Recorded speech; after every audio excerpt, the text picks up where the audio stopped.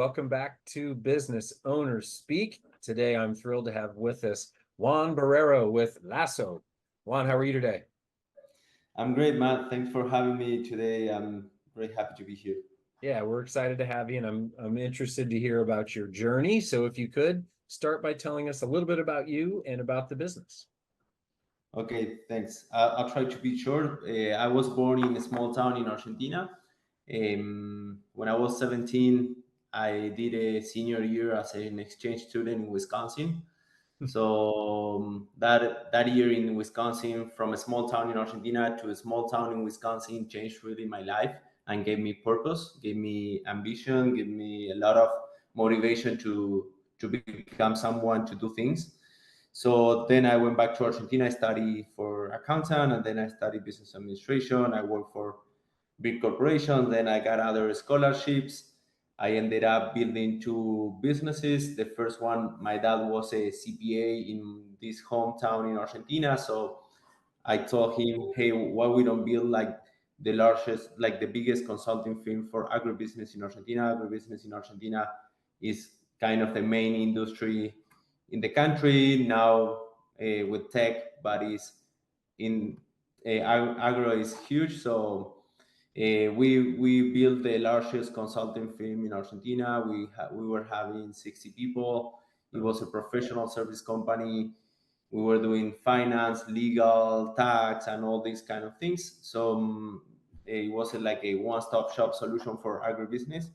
And the first problem that I got there is like I was building a very growing business, but it wasn't like profitable. So I was too young to understand what was the enterprise value we were creating.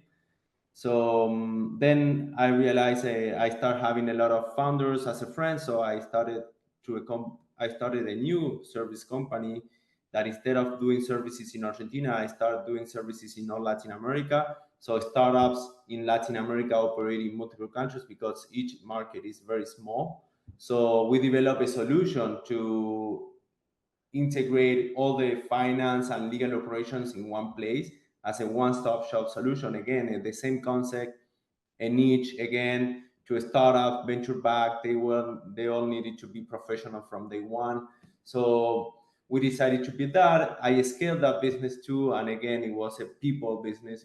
I was growing again a people business, which is more profitable, but it wasn't scalable. Right. So that was my second lesson, man. So I ended up coming to the United States to build Lazo, which is a product company. We are doing augmented operations, like augmented intelligence for startup finance, legal, HR, and fundraising operations. So basically, we are trying to put all the company's knowledge in one place, accessible 24/7, with a layer of AI on top of that to answer any question to the business owners or to the founders anytime. So instead of you asking to your lawyer, your CPA, your bookkeeper, your fractional CFO, or whatever, you have all the data in one place. So that is what is Lazo and the vision of Lazo today. Okay, so let's go back to Wisconsin because I'm sure that was a culture shock for you. What happened in Wisconsin that kind of gave you that motivation to be an entrepreneur? Well, the first thing is that I did that because I wanted to learn English. In my hometown, the schools they don't teach you very good English, so I didn't spoke any English when I came to the United States. So I said, maybe this is like going an exchange student in abroad. It maybe is my opportunity to learn English and to do something. So, but I ended up like English was like second, third of the things that I got. It like the real things that it was a mindset change because I was a typical like medium guy I was studying, I did sports, but I didn't have motivations. I didn't know what I want to do. So, but the important thing is not understanding that what you want to do is the important thing is understanding where you want to go. So because that was kind of my thing always, because I was always, it doesn't matter if you are doing bookkeeping, if you are doing taxes, if you are doing pastry or whatever, like it doesn't matter what you do. It importance the process, it importance with who and how you want to build the company. That's what kind of So when I got to Wisconsin, I got to meet a lot of people. So I said, "Oh, this is a new world that I didn't knew before." It was a lot of American people that I met, but also I met a lot of international students. So they were like in Rotary youth exchange program too. So basically, I start like connecting my mind to the world, to the things that I never seen before, things that I never heard before. So it was totally blow-minded for me because it was like learning about a lot of cultures, about a lot of other people that I was coming from a very small, not even Argentina, a small town in Argentina. So it Right. was very the mindset change that gave me that year in Wisconsin. Okay, and so did your move when you recently moved to Miami, was that because of Lazo or to get it started, or how did that happen? Well, recently, 3 years ago, I moved to Miami to start at Lazo because I wanted to have impact. Before starting Lasso, I built, as I told you, I built two other businesses, but I was president of different NGOs. I went to politics in Argentina during 2 years. So I did a lot of things looking for my purpose. So I always, the thing is that I couldn't find in any place that I was like achieving my purpose. I wasn't enough and anything like not even building the businesses, not even being a president of different NGOs. Politics, I didn't like it. I think is the best way to have impact in your life, politics, but the system is doesn't allow me to play in that field. So the thing is that okay, if I want to build something good, something great, if I want to transcend, if I want to change the rules of my industry. So I need to go to the US. So basically, the American dream, you know, when you come to the United States and the market is huge, and the capital, if you really work hard, if you really do something that is needed, you will get it. And that's what's happened for Lasso. Now we have 700 recurring customers. We have served more than 2,500 startups in only 3 years without zero marketing spend. And it's because we did the right thing.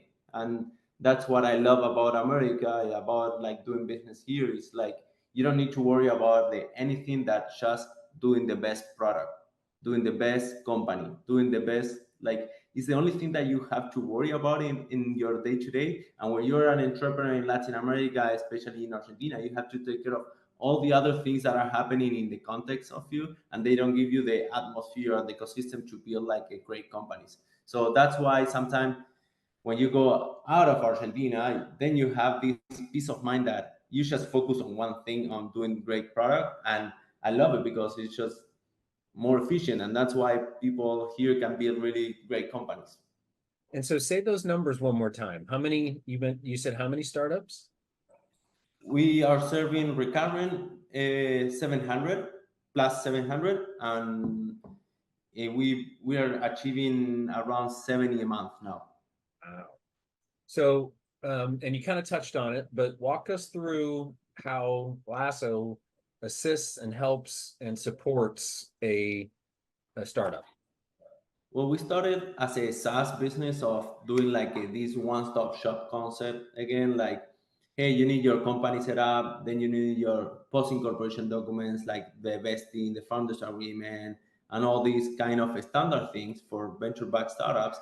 And then we started like, hey, once you incorporate, I can recommend you which banks you have to use. Then I can do your bookkeeping and your taxes, which is basic for you to for the IRS. So then you need to hire a payroll tool. So I can integrate that payroll tool to my system, and you can manage your payroll from my system. And then you need some legal documents, employee document for contractor, for international employer, for commercial agreements or whatever. So it's kind of the process of early stage startup that they need to really focus on product and traction, and they don't really know what to do with all these kind of back office tasks that they are very tedious and annoying for them.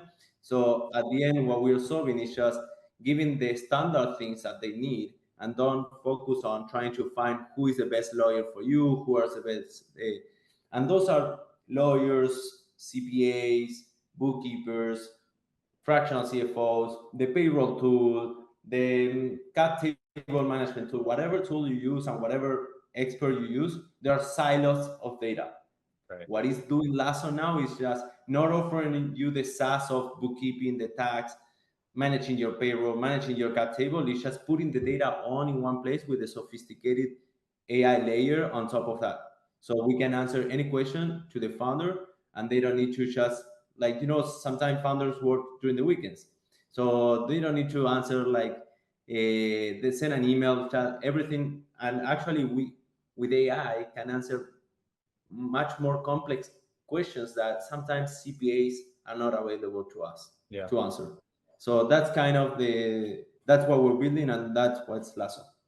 And so who's doing your programming? Do you have like a team of coders that have created this software?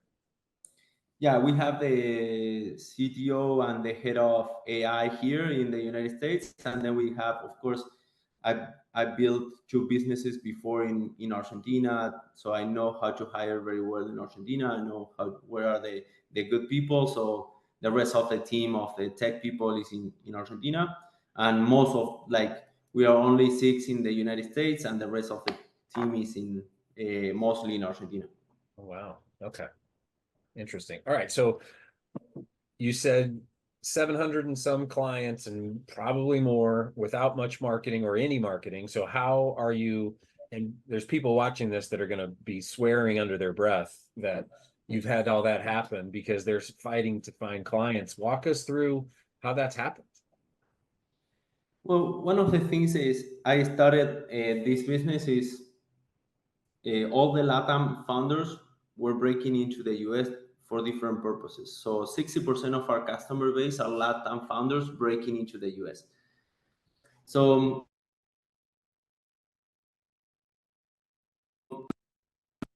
networking, we're like all using different lawyers, different CPAs to do like a basic things, So basically, we replace kind of those lawyers, and there is another solutions like Strike Atlas, First Base, and other incorporations. So we start with incorporations. So we started all with LATAM founders.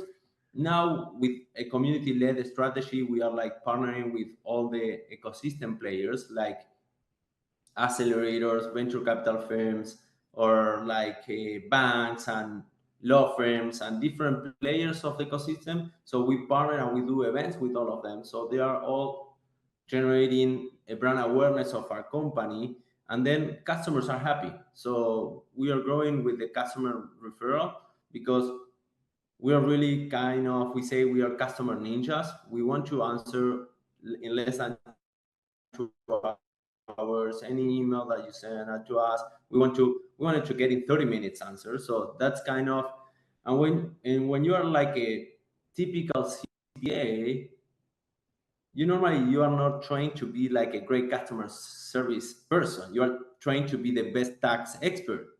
So you as a tax expert, you're managing a company of CPAs, but you don't have those skills of how to make that person life easier. And that person life easier, it means giving them roadmap, giving them due dates, communicating properly, communicating in the best way, like being proactive in recommending things. So all those kind of problems that I had when I used to run professional services company is what I'm applying now today with technology. And I think customer success is kind of 90% of our success. Yeah. Yeah. Happy people helps, right? Right. So Totally. as you look forward, since you're still kind of in your infancy but growing quickly, where do you think this business is going to go? Are you looking at all sorts of industries or different services and products? Like, what do you think the future holds? Well, our vision is to make founders' life easier, and that's kind of our mode. So everything that we can connect the data, and if we can not only integrate the data from finance, HR, legal, and fundraising, if we can start adding the CRM data, if we can add Google Analytics data, and everything like in a kind of CFO copilot, that's kind of where our vision is just becoming the first CFO copilot. We're not going to replace people. We are talking about augmented intelligence, where we are like enhancing human decision making and putting like fractional CFO, making them more efficient and making lawyers more efficient. because we are not here replacing the humans, we are just encasing the human decision making. So we wanted to become this place where we can really connect all the data. And I think we, not only for startups, it's going to be very useful for SMBs, for mid market. So we have a lot to grow in our vision. So in this vision of augmented operations, is kind of, we have a huge way to go, like a lot of a big market to keep growing. So probably we are bootstrap company, so probably we will raise some capital in some part of the journey, and we will scale more faster. Yeah. Well, business owners are all looking for answers and easy buttons and support and resources that are responsive and whatnot. So I'm sure that's a big part of your customers being so happy. So with your success of the 2 times in Latin America and your quick growth here, what's some words of wisdom you can share with other business owners to who are, maybe struggling or can't seem to grow, or struggling to find the vision and the motivation to move forward? What's some advice you'd give? Well, for me, it's always has been. We all know that the founder journey is really hard, right? So we have to really leave behind, or like really focus on our business sometime, and we take out of spend time off with the family and everything. So the only thing that is important is just having purpose aligned to what you're doing. So for me, like if you have that, then it doesn't matter the rest of the things, because if you become a unicorn, if you do like an exit, or it doesn't matter. It matters is how you enjoy the process, and if you are connected to that purpose, your daughter, if you are spending too much time in your company, will be proud of you. So that's I think the most important advice, because we are doing this Lazo to make founders life easier, but at the end, we know that it's really hard, and you have to really put a lot of effort, personal effort and investment on your journey. So it needs to be worth it. It needs to be something that you really care about it, and it's not about money. If you do it for money, I think you're not running in the right direction. Of course, money is like a way of getting more impact, but it's not the things that we are looking for here. Well, Lazo, designed to make founders' lives easier. That works. So Juan Barrero with Lazo, thank you so much for your time today. We really appreciate hearing about your journey. Impressive start, and I'm sure the sky is the limit. So thank you so much for your time today. Thank you, Matt, for everything you're doing too.